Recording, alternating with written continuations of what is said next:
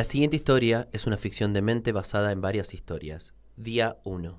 Hoy empecé la facu. Vi al chico más lindo en el bar. Solo un instante, solo una sonrisa. Día 2. Lo vi de nuevo. Creo que cursamos juntos una materia y ojalá... Día 3. Se llama Víctor, me trajo hasta casa en el auto y hablamos un montón. Tenemos tantas cosas en común. Día 4. Hoy apareció en la puerta de mi casa sin avisar. Me vino a buscar para llevarme a la facu. ¡Qué hermosa sorpresa! Día 5. Por fin me invitó a salir. Me pasó a buscar para ir al cine. Día 6. Ayer fue hermoso porque también fuimos a comer, nuestra primera cita. Me preguntó si se podía quedar a dormir porque era muy tarde. Obvio que le dije que sí. Día 7. Hoy pasamos todo el día juntos. Ya tenía planes con Ani, pero le mentí, le dije que me sentía mal. Día 10. Hace unos días no escribo. Es que pasamos todo el tiempo juntos. Él siempre está acá en casa. Es increíble. Día 25. Ay, venimos re bien. Conocí a algunos amigos de él. Ya deja ropa en casa. Día 45. Ya creamos nuestro perfil de pareja en las redes. Sube fotos nuestras y me dedica a posteos cada día. Obvio que yo también. Día 51. Me peleé con Ani. Está celosa, creo que de Víctor. Dice que paso mucho tiempo con él y me estoy alejando. Día 60.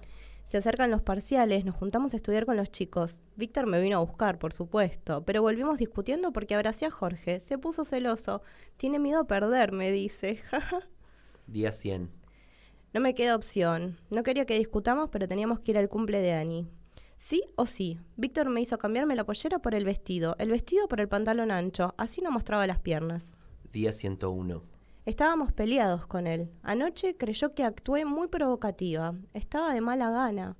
Cuando llegó Jorge fue peor y nos terminamos volviendo temprano porque no quería quedarse y me hizo volver con él. Día 150. Se juntaron a estudiar para el próximo examen. Preferí quedarme para evitar problemas. Víctor se puso feliz cuando se lo conté.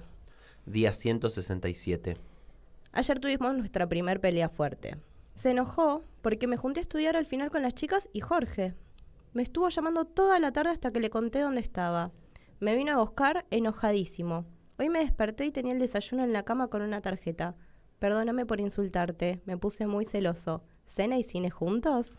Día 200. Otra vez le cancelé a mamá. Me dijo que hace 4 meses que no nos vemos. ¿Siempre que exagera?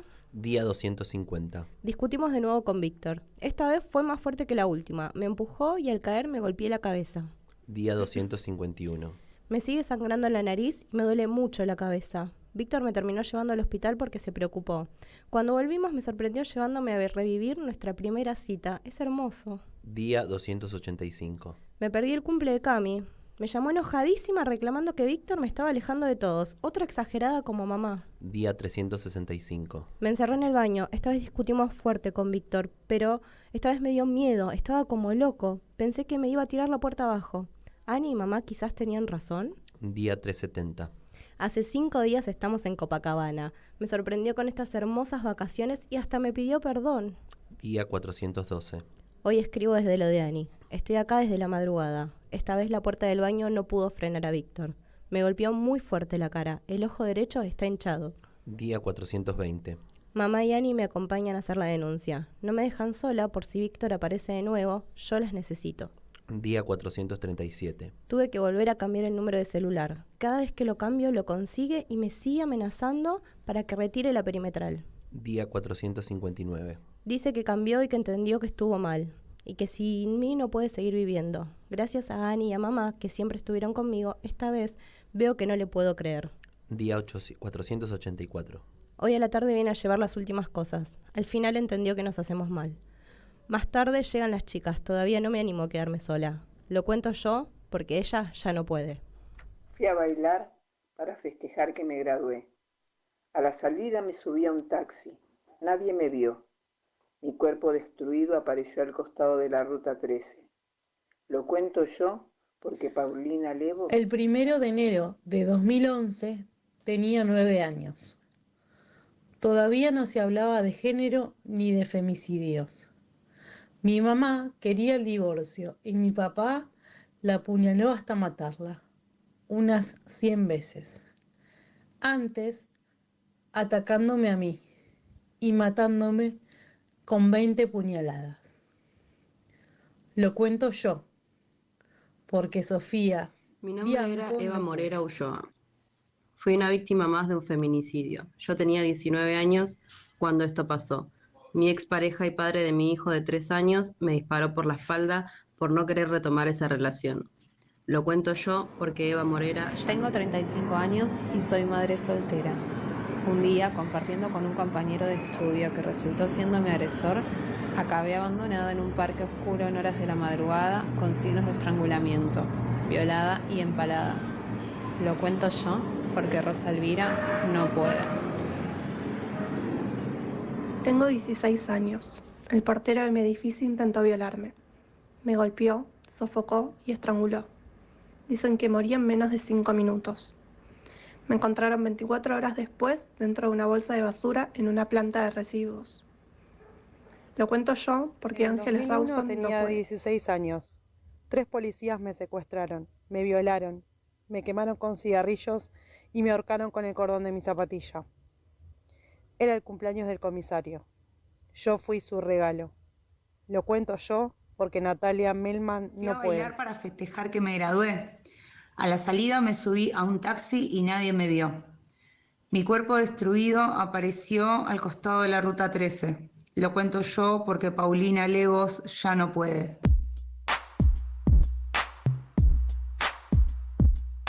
¿Quién va a detenerte? ¿La muerte, la edad o la idea? ¿Quién va a detenerte? ¿Quién va a detenerte? ¿La muerte, la edad o la idea?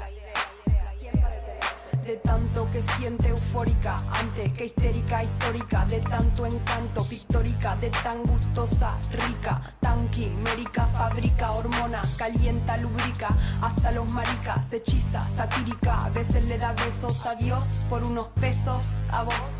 Gracias por ser como sos y te va, la salida te indica, irónica, es una estética con poética, con la base que suena y cinética y simpatiza con el tipo de tu lírica, pero a vos ni te ubica, te desubica, sube acá y sube acá, wow, hacia adivinanza gitana, no tiene un método, lo hace con quiromántica, no tiene un título, tiene lencería erótica, se pone romántica un poco, afónica un poco, histriónica, te enferma de forma crónica, primero te da forma, después te deforma, de tanto que sabe te informa, con pocas normas, piensa en la reforma, Transformers se transforma y con el ritmo cambia la forma, forma la fila y aniquila, te forma atea, gracias a Dios es atea, gracias a Dios. De tan histérica histórica, antes que histérica histórica, de tanto que siente eufórica, antes que histérica histórica, de tan histérica histórica, de tan histérica histórica, antes que histérica histórica, de tanto que siente eufórica, antes que histérica histórica, de tan histérica histórica, sin bikini con química, te lo dice, te lo dice, te lo dice, sin bikini con química, te lo dice, te lo dice, sin bikini con química, te lo dice con mímica, cero mística, pura física de este lado, para que me miren y no me toquen desde este punto, para que se acerquen pero no sofoquen de arriba o abajo, para que me enfoquen, para que empiecen a probar que me provoquen y le invoquen y no me toquen, se siente el espíritu invoquen, móvete Ken, no sumen, no resten, signifiquen, multipliquen, morite Ken, somos adultos pero hay versiones muy bichiquen, oh es cuestión de tu gen, gente que te aplaude por aplaudir, público bobo como mono, no sabe a quién seguir, no sabe a quién elegir, no hay candidato ni candidata, son todas ratas, mentira las encuestas, por eso yo, por eso yo, por eso yo, por eso yo, por eso yo, por eso yo y voy, el voto anulo, me postulo, voy a ser presidenta, el petróleo no será para la venta, el gas es nuestro para la gente friolenta, cuando sea presidenta Argentina se reinventa, de tan histérica histórica, antes que histérica histórica, de tanto que siente eufórica, antes que histérica histórica, de tan histérica histórica, de tan histérica histórica, antes que histérica histórica, de tanto que siente eufórica, antes que histérica histórica, de tan histérica histórica.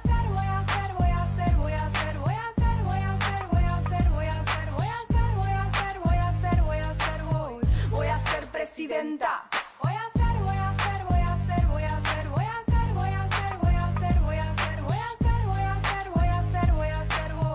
a hacer bien la cuenta y voy a hacer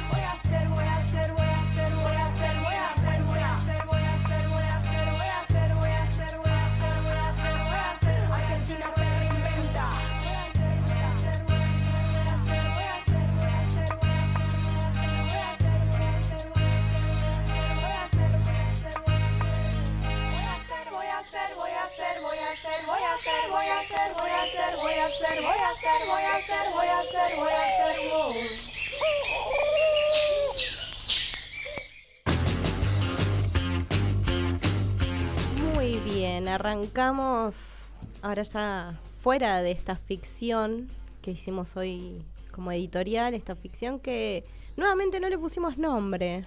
Es verdad, Nuevamente, le pusimos. nuevamente invitamos a todos a que le pongan nombre a esta editorial y agradecerle a quienes nos grabaron esos audios que escucharon al final de la exposición que hicimos, a Amanda, a Rocío, a Adriana, a Marina, a Leda, a Vero y a Marce, que se coparon, que les mandamos un textito y fue como graben un audio, chicas. Sí, muchas gracias. Bueno, buenas tardes ante todo. Buenas tardes, Rodo. Sí, ando con la garganta medio. Sí, Ujú. andamos Cambio de temperatura, ¿qué querés? Horrible. hermoso, aunque no me parece que sea 1 de junio y que haga 20 grados. No, Tendría que hacer 20 grados todo el año, estamos de acuerdo en eso. no. Sí, para mí sí. Qué lindo que sería un país con 20 de térmica todo el año. Triste que sería un país con... ¿A dónde? Sería un país feliz. Sería un país contento. Muy bien. Bueno, hoy vamos a hablar del texto Chicas Muertas de Selva Almada. Al final vamos a concluir este programa con ese hermoso texto. ¿Y con qué vamos a arrancar? Ahora vamos a ir arrancando con un poco de estereotipos, vamos a hablar de femicidios como habíamos anunciado en las redes, que las redes son vivir.dementes y en vivir_dementes, si no me equivoco, en Twitter, todavía no lo tengo incorporado. Yo menos, ni idea. Me Porque cuesta, no tengo me Twitter, cuesta. así que... la otra vuelta me hice uno, así que ahora tengo. Pero Ahora no tengo. le doy pelota. Tenemos un mensajito de María que nos dice: seguramente tenía la pollera demasiado corta o no necesito tener tanta gente alrededor, conmigo alcanza, que son frases que también suele decir una persona violenta en una relación que termina de alguna manera, y te tiro este título, desubjetivando Así me complica Ah, la no, tarde. así. Desubjetivando. Una persona violenta termina desubjetivando, termina desotrando al otro. Oh, ya. Bueno. Y eso tiene que ver con las cuestiones de poder y las cuestiones que el patriarcado termina instalando. Pero para hablar de patriarcado, primero también tenemos que hablar de qué estereotipos son los que se están jugando en esta lectura que hicimos. Sí, hacemos una breve recapitulación de lo que hicimos, lo que hablamos en el programa. ¿Quién faltó el la último clase programa. pasada? ¿Quién faltó? Bueno, para los que faltaron, no prestaron atención, se habló de violencia de género. Ujú. Hablamos del círculo de la violencia. Y a partir de ahí quedamos ahí en eso, ¿no? Hablamos de ahí, hicimos esta comparación de que una cosa es el círculo de la violencia, que termina siendo un ciclo de la violencia, justamente para pensar que estas acciones que terminan siendo consecutivas terminan en femicidios, terminan en violencias mucho más graves. Los primeros son, como en el relato que teníamos, la empujó y se golpeó la cabeza, una pelea fuerte. De hecho, quizás imperceptible, pero los primeros indicios que tenía el texto que nosotros preparamos para hoy decían que la fue a buscar sin previo aviso, que él se enojó porque abrazó a un compañero de la facultad, que se le quedó instalado en la casa, que después le cancela a la amiga porque él estaba ahí, le cancela a la madre durante 4 meses. Hay pequeños indicios y esos son los primeros indicios de una relación violenta. No podemos ver por ahí el círculo de la violencia, pero de alguna manera se empieza a explayar esto de llevarla 5 días a Copacabana. Digamos que podemos pensar a lo que veníamos, la idea que era de construir el amor romántico, decíamos no romper con todo lo del amor romántico, justamente estos pequeños detalles, que es como ir a buscarla sin aviso, esto de compartir demasiado tiempo juntos, puede ser el desencadenante de otra cosa, puede que no, pero en este caso lo hicimos justamente por eso, porque son pequeños alertas que al principio uno lo ve como demostraciones de amor, que esto de los celos, como esto de querer estar todo el tiempo juntos, y muchas veces termina desencadenando en otra cosa. No necesariamente van de la mano, pero Obviamente no. puede que sí. Acá en el texto lo hicimos justamente a propósito por eso. Exacto, justamente en realidad van de la mano cuando empieza a haber esta desotredad, cuando el otro deja de ser otra persona y pasa a ser alguien que de alguna manera se me fue la palabra, o ay, se me fueron las palabras. Bueno, desotredad, primero sería eso. ¿Qué sería desotredad? Desotredad es cuando lo... Quitar la individualidad al Claro, otro. despojo al otro de sus singularidades. Exacto. Por ejemplo, en lo que habíamos hablado de las redes sociales,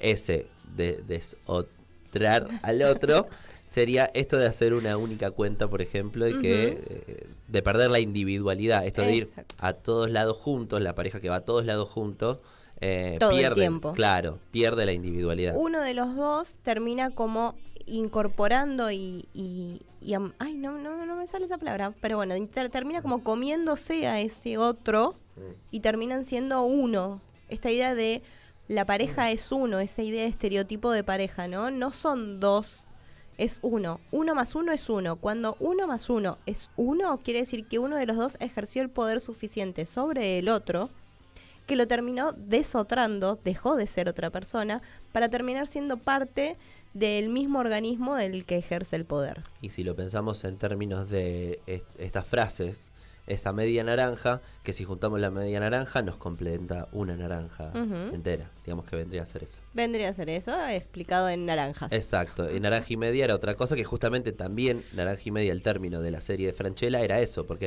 era 3 personas en una relación. No era estrictamente algo poliamoroso, que sí termina siendo poliamoroso, pero en primera instancia eran infidelidades de él con 2 personas. Cada uno era una media naranja, que justamente sumando todo daban naranja y media. Bien, ahí está explicado. Con naranjas. Con naranjas. Con naranjas. Con naranjas. Ya cómete es la el- maldita naranja, diría Los Simpsons. Pero bueno, la idea era justamente empezar a hablar de estos estereotipos, de estas ideas, de esta idea de amor romántico que cómo termina de alguna manera replicándose en cosas muy pequeñas, en detalles que uno dice, ay, qué lindo, y que en realidad no está tan bueno cuando uno empieza a perder su espacio individual, cuando empieza a perder su lugar, cuando empieza a perder sus momentos de intimidad propios. Entonces, bueno, queríamos un poco empezar con eso para poder meternos de lleno a una de las máximas expresiones de ese círculo, de ese circuito de la violencia, que son los femicidios. Claro, es como en el círculo de violencia van escalando a tal grado de que lo final es el femicidio. Incluso si lo pensamos de todas las partes, se puede volver, digamos que hay una vuelta porque se perdona y todo, y ya el femicidio es la cúspide de eso. Exacto, que es lo que habíamos hablado en algún momento sobre también el violentómetro, que empieza con micromachismos, con anulación, con controlar, con no dejarla poner una pollera, de una pollera a un vestido, de un vestido a un pantalón ancho. Esos detalles que uno dice, bueno, es porque me está cuidando. Ahí ya hay un control sobre esa persona. Después empiezan a humillar, a despreciar, a culpabilizar. Ella actuó muy provocativa con sus compañeros en esa fiesta. Empieza a haber, insultar. También en el relato había insultos, a una agresión física, a un empujón, y ella termina con un golpe en la cabeza, hasta que culmina en un asesinato, que en este caso son los femicidios. Figura que no hace mucho existe. ¿Cuándo empezó? En el a figurar? 2012. Hace 11 años recién. Antes se conocía como crimen pasional. Antes se las conocía como crimen pasional. Ahora, después del siguiente tema musical, vamos a hacer como un repasito de la construcción del tema. El ¿te parece? término. Dale. Bien, vamos entonces a escuchar ahora. Para que no tengo Perdimos el papelito. Para, ahí lo tengo. Vamos a escuchar.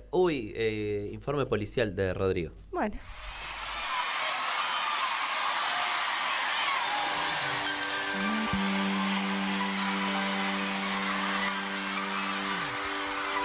Ella se fue una mañana,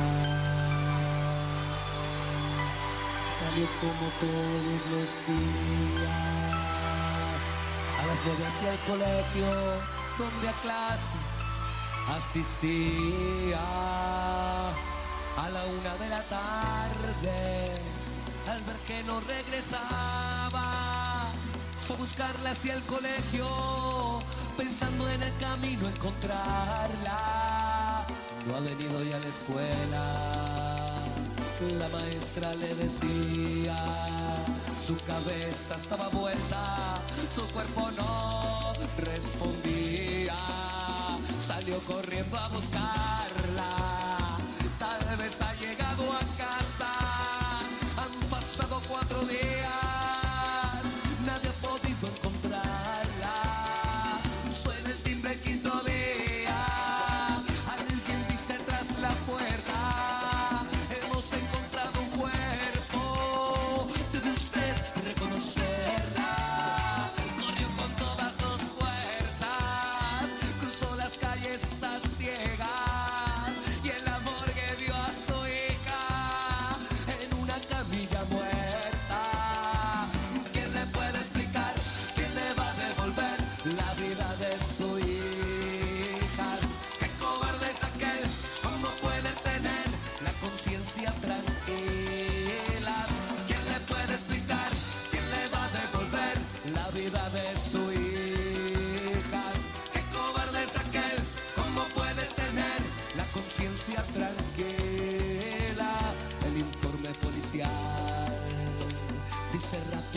y muerte. Qué dolor, qué injusticia, cuánto odio de repente. Ay, su bebé, su ternura, ¿quién pudiera hacerle daño? Ojalá que los encuentren. Tenía apenas 9 años. Resucítala, Señor, no te la lleves de este modo. Era su ángel, su universo, su locura, lo era todo. Su muñeca preferida y un conejito le esperan. Extrañarán sus caricias, no dormirán más con ella. Llora cuarto grado, todo cuarto grado llora. 1000 palomitas de luto por una hermanita paloma. Su guardapolvito blanco y su banco ahora vacío. La esperan todos los días, no creen que se haya ido. ¿Quién le puede explicar? ¿Quién le va a devolver la vida de su hija? ¿Qué cobarde es aquel? ¿Cómo puede tener la conciencia tranquila? ¿Quién le puede explicar? ¿Quién le va a devolver la vida de su hija? ¿Qué cobarde es aquel? ¿Cómo puede tener la conciencia tranquila?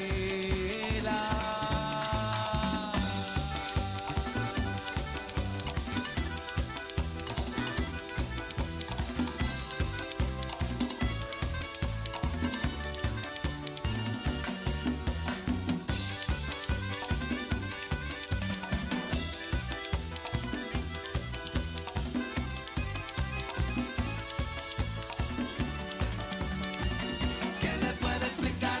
¿Quién le va a devolver la vida de su hija? ¿Qué cobarde es aquel? ¿Cómo puede tener la conciencia tranquila? ¿Quién le puede explicar? ¿Quién le va a devolver la vida de su hija? ¿Qué cobarde es aquel? ¿Cómo puede tener la conciencia tranquila?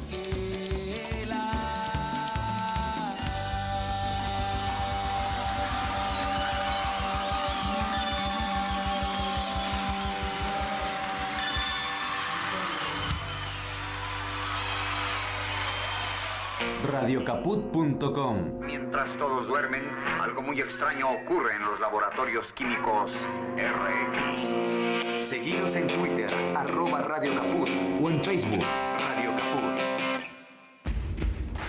En Caput pasan cosas. Estamos con Leopoldo Moró. Yo creo que Cristina tiene la estatura de estadista suficiente como para afrontar los problemas que va a tener que encarar la Argentina, que van a ser complejos, y hacerle entender que ella tiene que ser la bandera. Florencia Sentú. Yo estoy convencida que Cristina es la esperanza que tiene nuestro pueblo, de los que la amamos y de los que no la aman, pero es la esperanza de que este país pueda ser mejor. Alicia Castro. Creo que sí, y en especial si discutiera y presentara un programa de reparación y un programa de reconstrucción nacional. Cintia Ottaviano. ¿Por qué queremos que sea nuestra presidenta? Porque con ella estábamos mejor. El pueblo tiene todo el derecho de ir a decirle, consideramos que usted es nuestra candidata. Radio Caput. Porque es la única que representa la voluntad popular de volver a una Argentina con soberanía comunicacional, soberanía política, económica, alimentaria y jurídica. Esas cosas. Vení al Mercado Morón. Panadería, Frutas y verduras, lácteos, limpieza, carnes y pescados, pastas y almacén. Abierto de lunes a sábados de 9 a 18 y domingos de 9 a 13. Reintegro del 40% de tu compra abonando con cuenta DNI. Mercado Morón. Avenida Perón, ex Caona 3883. Intendente Lucas Gui. ¿Querés arrancar la mañana bien informado? Infosiberia. Las noticias en tu celular. Mandá un mensaje de WhatsApp al 11 3205 8813 y recibilo gratis todas las mañanas. radiocaput.com. Estás conectado. Estás en Caput.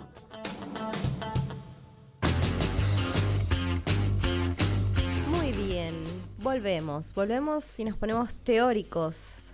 Pero también te recordamos que nos pueden estar siguiendo en las redes, en Instagram, vivir.dementes, y en Twitter, que bueno, lo tenemos un poco más abandonado porque nos cuesta incorporarlos, porque somos sub 40, más que sub 30 como el programa de acá. Nos cuesta incorporar el Twitter, pero también está que es vivir-dementes. Si no me equivoco a todo esto. Sí, creo que sí. Pasamos no, hablé yo un poquito de las formas de contactarse. Nos pueden buscar en todas las redes también como Radio Caput, en todas las redes, y nos pueden mandar WhatsApp al 11 65 16 44 46. Y ya dije, bueno, las redes de Instagram y la transmisión en vivo en YouTube, sobre todo, a quien nos está mirando ahí también del otro lado. Saludos. Y que quedan grabados. Quedan grabados. Y por Radio CUT también, ¿no? Sí, por Radio CUT también, ahí, pero aprendimos todos los speech. Y bueno, me acuerdo. ¿Cuánto vamos ya? ¿5 meses? No sé. Bueno, en febrero. Y febrero. Ay, ya estamos a mitad de año, personas. No lo puedo creer. María también nos había estado diciendo, antes que me olvide, bueno, otros de los motivos que también estaban de alguna manera dibujados en la editorial que leímos, era la justificación que termina siendo de que pasa por creer que él, pobre, tiene muchos problemas y que ahora entendió, eso cerca del final de la editorial que hicimos hoy, ponemos, ¿no? Que él ahora al fin entendió que nos hacemos mal y bueno, básicamente no suelen suceder que entienden. Dijimos que nos íbamos a poner un poco más teóricos. Vamos a hablar de que el término femicidio no es un término que se conoce de antaño. El término femicidio recién se instaló en la legislación argentina como una figura a la cual se puede recurrir en el Código Penal. En la reforma la reforma del artículo 80 del Código Penal, de la ley, con la ley 26.791, el 14 de noviembre del 2012. 11 años. 11 añitos. Menos de 11 años, 10 años. No, 11 añitos. No, todavía no se... No, por eso. Sí, ya se cumplieron, se están cumpliendo los 11 años este año. En noviembre, claro, todavía no se cumplió. En noviembre. Pero bueno, pensar esto, ¿no? Hasta noviembre del 2012... Era crimen pasional. Era un crimen pasional. Eso también era desdibujar a ese otro. Ese crimen pasional era decir, bueno, hay mucha pasión y hace que se cometan exabruptos. Se justificaba. Aparte de la violencia, se justificaba también, la mató por celos. Y se victimizaba al victimario y se culpabilizaba a la mujer. De hecho, bueno, muchas de las movilizaciones actuales tienen que ver con reivindicar y volver a poner en tela de juicio estas conductas. Y el 3J, el 3 de junio, que es el sábado, desde el 2015 está la movilización Ni Una Menos, y tanto el Ni Una Menos, el Contalo, el Me Too, todas esas etiquetas que están en las redes, justamente lo que hacen es darle voz a esas víctimas que fueron desotriadas, desubjetivadas por la violencia femicida. Entonces ponen el cuerpo, estas mujeres, ponemos carteles, ponemos el cuerpo, ponemos bandera y levantamos la voz para decir, dejen de matarnos. Y no solo cuando deja de latir un corazón están matando, porque están matando también a las mujeres cuando con un estereotipo las obligan a estar en la casa, porque es su lugar natural, entre muchísimas comillas. Cuando por el mismo trabajo una mujer recibe un sueldo menor. Bueno, hay muchas formas de matar a la mujer. Te tiro 3 porque no me quiero extender y porque quiero primero que sepamos de dónde viene femicidio, que es el asesinato de la mujer a manos de un hombre por machismo o por misoginia. Es la máxima expresión de esa violencia y es un contenido deshumanizante, como estaba diciendo recién. Y este término surge con Diana Russell. No es un término que haya surgido recién para el 2012, como dijimos, sino que la primera vez que se expone este término es en 1976 ante el Tribunal Internacional de Crímenes contra Mujeres y en algunas publicaciones en 1990. Recién en el 2014 el Diccionario de la Lengua Española consideró este término como algo que se podía decir, que era válido decir femicidio. Si no, antes seguían siendo crímenes pasionales para el diccionario de la lengua española. Mira, ahí la aceptó la RAE. En el 2014. Ay, cómo los odia los de la RAE. Pero bueno, lo que queríamos traer con esta idea de desde dónde viene el término, viene desde desde Diana Russell, que fue una de las promotoras iniciales de este término, y que traje una cita que me pareció muy, muy buena, que dice: el femicidio representa el extremo de un continuum de terror antifemenino, que incluye una amplia variedad de abusos verbales como físicos. La cita continuaba, pero para poder definirlo me parecía que era suficientemente válido eso. Y esta idea es un continuum. ¿Por qué es un continuum? Porque, como dijimos antes, no es solo cuando un corazón deja de latir. Empieza mucho antes.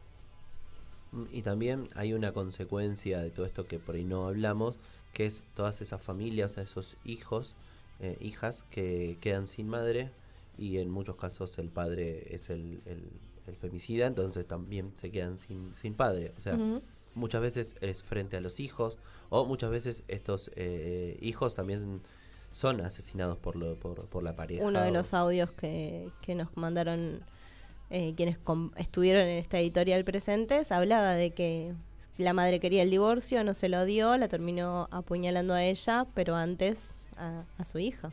Sí, por eso entonces también ahí hay, y más allá de ellos, también la familia, o sea, todo el entorno, cómo es afectado.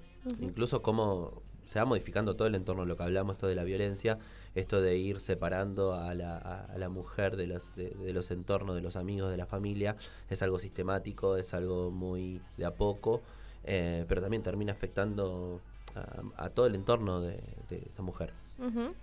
Sí, no es solo la víctima, sino hay muchas víctimas.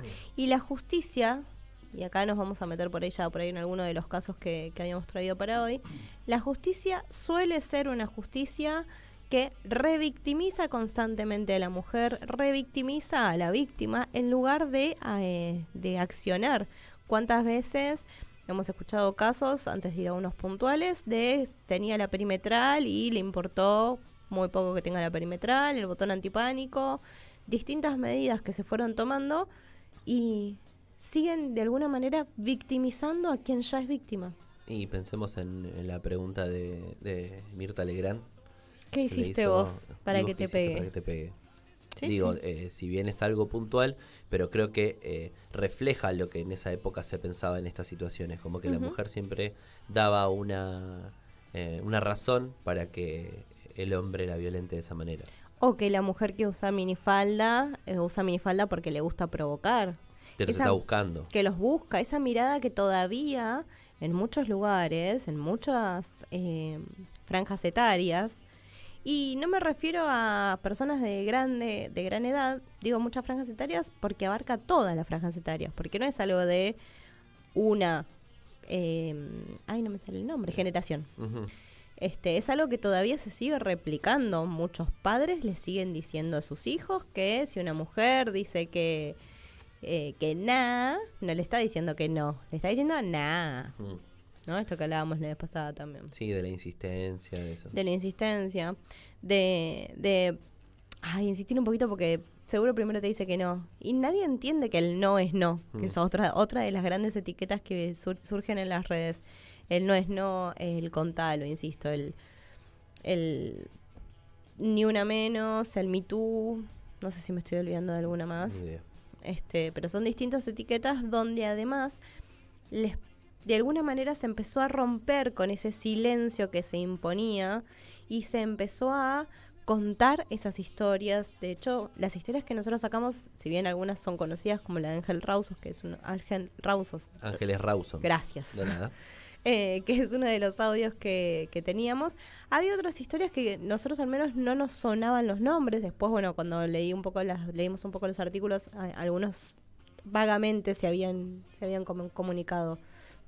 Pero había muchas historias también de niñes que contaban su abuso en cuanto al de poder hacia ellos, ¿no?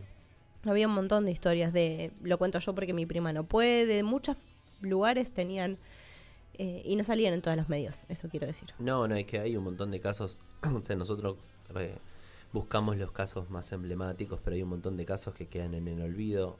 Celo Almada, en el libro lo que voy a leer más tarde, habla de 3 casos que pasaron en los 80 y que quedaron en el olvido, que nadie los retrató. Hoy vamos a hablar, bueno, si quieres ya empiezo, así llegamos.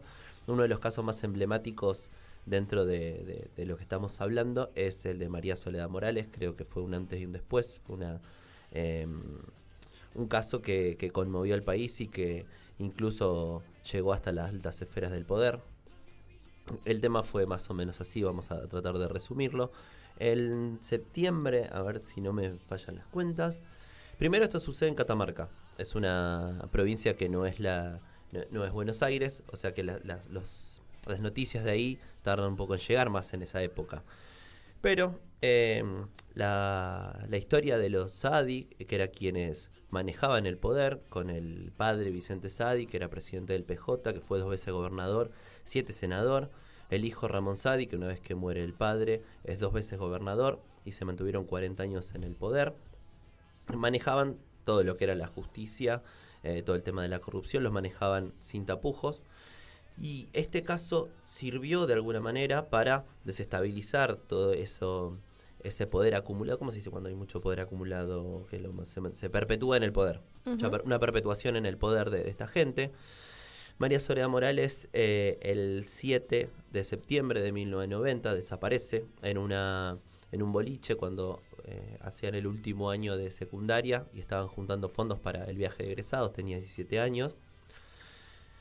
Lo que se puede reconstruir de la historia es que Tula, que era una persona mayor de 28 años con el que andaba, presuntamente separado, la pasa a buscar, y a partir de ahí la reconstrucción de lo que pasó esa noche es medio ambigua. Después se encuentran el cadáver el 10 de septiembre, 3 días después, lo encuentran el cuerpo desnudo, tenía solamente creo que un pullover que le habían prestado, le faltaban las 2 orejas, un ojo también no tenía, y estaba violada. A partir de ahí hubo un manoseo total de las evidencias, no se cuidó lo que era la evidencia, evidentemente era todo armado, porque la policía estaba metida en todo. ¿Por qué? Porque como se acuñó el término a partir de ahí de los hijos del poder, muchos eran hijos de intendentes o de legisladores del lugar, entonces lo que se quería era tapar todo lo que había pasado. E incluso en la autopsia de María Soledad había salido que murió por una sobredosis de cocaína, cuando la familia, porque ya sabía que todo esto estaba medio extraño, le pusieron una cinta en el brazo, y cuando a los días fueron de vuelta se dieron cuenta que también la cinta estaba con cocaína, o sea que claramente estaba alterado. Los bomberos lavaron el cuerpo antes de llevar para la autopsia por orden de los policías.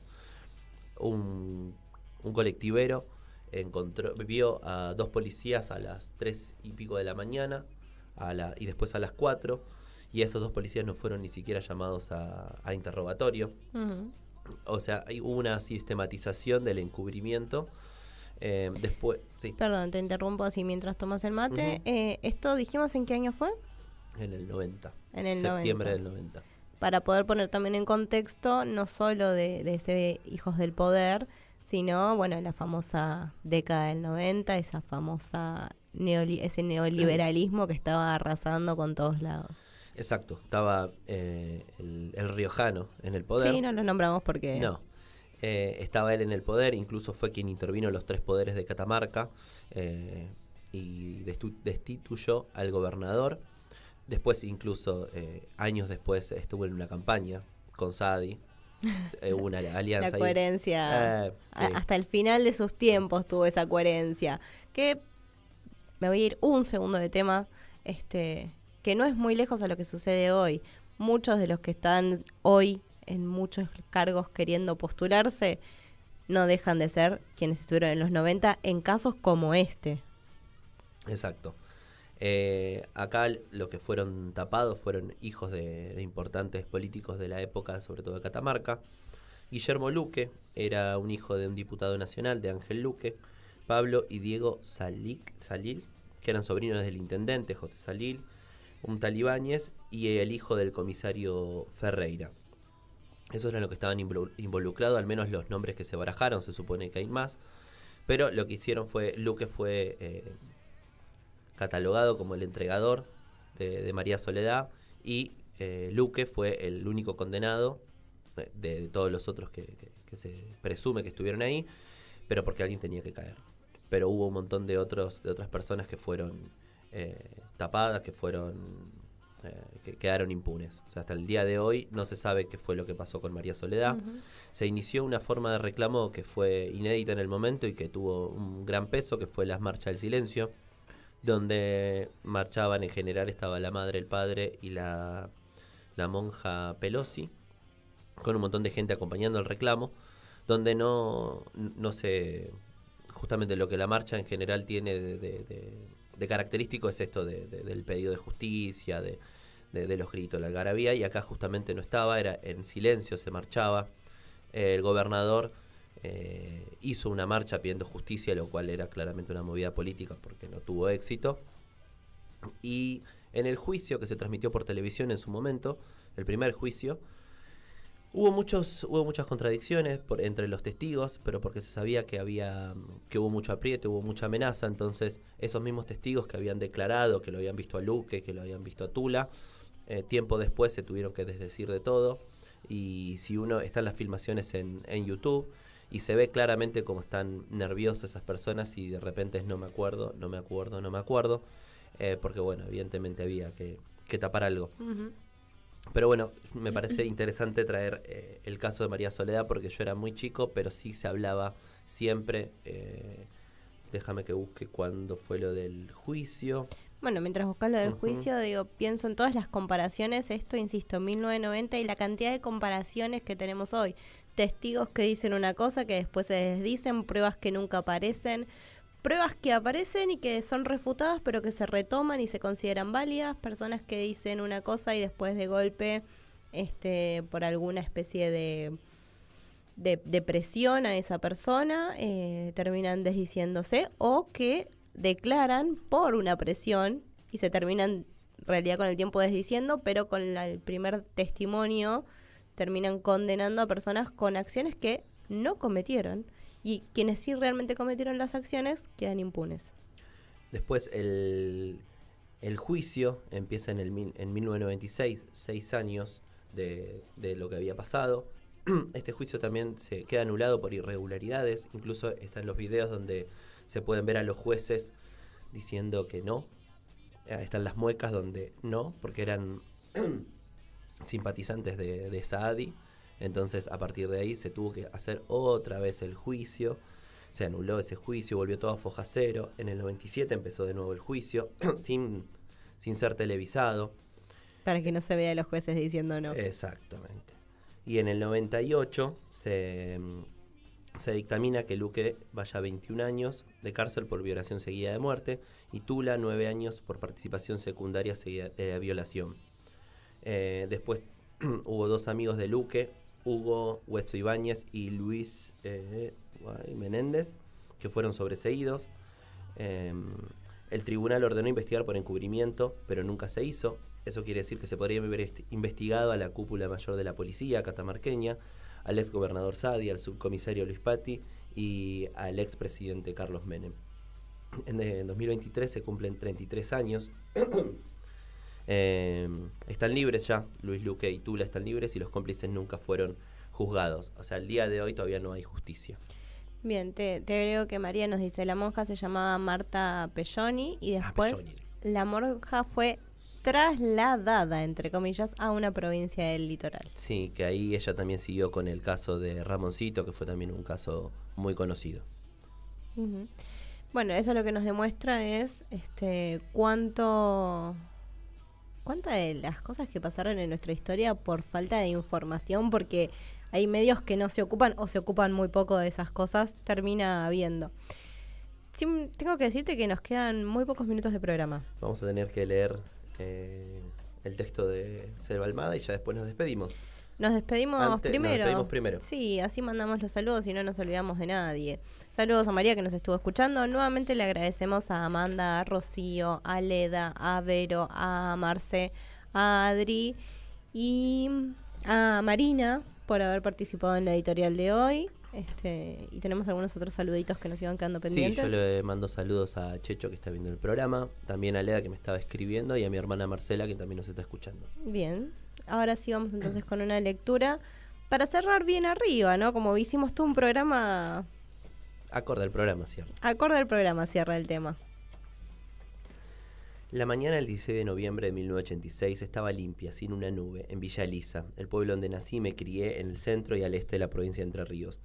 Era domingo y mi padre hacía el asado en el fondo de la casa. Todavía no teníamos churrasquera, pero se las arreglaba bien con una chapa en el suelo, las brasas encima y encima de las brasas la parrilla. Ni siquiera con lluvia mi padre suspendía un asado, otra chapa cubriendo la carne y las brasas era suficiente. Cerca de la parrilla, acomodada entre las ramas de la morera, una radio portátil a pilas, clavada siempre en LT26 Radio Nuevo Mundo. Pasaban canciones folclóricas y a cada hora un rotativo de noticias, pocas. Todavía no había empezado la época de incendios en el Parque Nacional El Palmar, unos 50 kilómetros, que cada verano ardía y hacía sonar las sirenas de todas las estaciones de bomberos de la región. Fuera de algún accidente en la ruta, siempre algún muchacho saliendo de un baile, los fines de semana pasaba poco y nada. A la tarde, sin fútbol, pues, por el calor, ya había empezado el campeonato nocturno. Entonces, dieron la noticia por la radio. No estaba prestando atención, sin embargo, la oí tan claramente. Esa misma madrugada, en San José, un pueblo a 20 kilómetros, habían asesinado a un adolescente en su cama mientras dormía. Mi padre y yo seguimos en silencio. Allí parada, vi cómo se levantaba de la silla, se acomodaba las brasas con un fierro, las emparejaba, golpeaba rompiendo las más grandes, la cara se le cubría de gotitas por el calor del fuego, la carne recién puesta chillaba suavemente. Pasó un vecino y pegó un grito. Él giró la cabeza, todavía inclinada sobre la parrilla, y levantó la mano libre. «¡Ahí voy!», gritó. Y empezó a desarmar con el mismo fierro la cama de brasas. Las corrió hacia un extremo de la chapa, más cerca de donde ardían los troncos de ñandubay. Dejó apenas unas pocas, calculando que alcanzaran para mantener la parrilla caliente hasta que él regresara. «Ahí voy», era pegarse una disparada hasta el bar de la esquina a tomarse unas copas. Se calzó las hojotas que andaban perdidas en el pasto y todavía se fue poniendo la camisa que descolgó de una rama de la morera. «Si ves que se apaga, arrimale unas brasas más que yo vengo», me dijo y salió a la calle chancleteando rapidito, como esos chicos que ven pasar el heladero. Me senté en su silla y agarré el vaso que había dejado. El metal estaba helado. Un pedazo de hielo flotaba en la borra de vino. Lo pesqué con 2 dedos y empecé a chuparlo. Al principio tenía un lejano gusto a alcohol, pero enseguida solo agua. Cuando apenas quedaba un pedacito, lo hice crujir entre mis muelas. Apoyé la palma sobre el muslo que asomaba en el borde del short. Me sobresaltó sentirla helada. Como la mano de un muerto, pensé, aunque nunca había tocado a uno. Yo tenía 13 años y esa mañana la noticia de la chica muerta me llegó como una revelación. Mi casa, la casa de cualquier adolescente, no era el lugar más seguro del mundo. Adentro de tu casa podían matarte. El horror podía vivir bajo el mismo techo que vos. En los días siguientes supe más detalles. La chica se llamaba Andrea Dane. Tenía 19 años, era rubia, linda, de ojos claros, estaba de novia y estudiaba el profesorado de psicología. La asesinaron de una puñalada en el corazón. Durante más de 20 años, Andrea estuvo cerca. Volvía cada tanto con la noticia de otra mujer muerta. Los nombres que en cuentagotas llegaban a la primera plana de los diarios de circulación nacional se iban sumando. María Soledad Morales, Gladys McDonald, Elena Arreche, Adriana y Cecilia Barreda, Liliana Tallarico, Ana Fuscini, Sandra Reitier, Carolina Aló, Natalia Melman, Fabiana Gandiaga, María Marta García Belsunce, Marela Martínez, Paulina Levos, Nora Dalmazo, Rosana Galeano. Cada una de ellas me hacía pensar en Andrea y su asesinato impune. Un verano, pasando unos días en el Chaco, al noreste del país, me topé con un recuadro en un diario local. El título decía 25 años del crimen de María Luisa Quevedo, una chica de 15 años asesinada el 8 de diciembre de 1983 en la ciudad de Presidencia Roque Sespeña. María Luisa había estado desaparecida por unos días y finalmente su cuerpo violado y estrangulado había aparecido en un baldío, en las afueras de la ciudad. Nadie fue procesado por este asesinato. Al poco tiempo, también tuve noticia de Sarita Mundín, una muchacha de 20 años desaparecida el 12 de marzo de 1988, cuyos restos aparecieron el 29 de diciembre de ese año a orillas del río Calamuchita, en la ciudad de Villanueva, en la provincia de Córdoba. Otro caso sin resolver. 3 adolescentes de provincia asesinadas en los años 80, 3 muertes impunes ocurridas cuando todavía en nuestro país desconocíamos el término femicidio. Aquella mañana yo también desconocía el nombre de María Luisa, que había sido asesinada 2 años antes, y el nombre de Sarita Mundín, que aún estaba viva, ajena a lo que ocurriría 2 años después. No sabía que a una mujer podían matarla por el solo hecho de ser mujer, pero había escuchado historias que con el tiempo fui hilvanando, anécdotas que no había terminado en la muerte de la mujer, pero sí que habían hecho de ella un objeto de la misoginia, del abuso, del desprecio. Tenemos, pero Ahí te voy a está. interrumpir el final, Sí. porque no dijimos que nos estaba operando, nos opera Noelia, que la tenemos que felicitar también. La felicitamos, que estuvo todo el programa ahí. Felicidades. La No, felicitamos y saludos de Marcela y el final de Chicas Muertas. 3 asesinatos entre los cientos que no alcanzan para titulares de tapa ni convocan a las cámaras de los canales de Buenos Aires.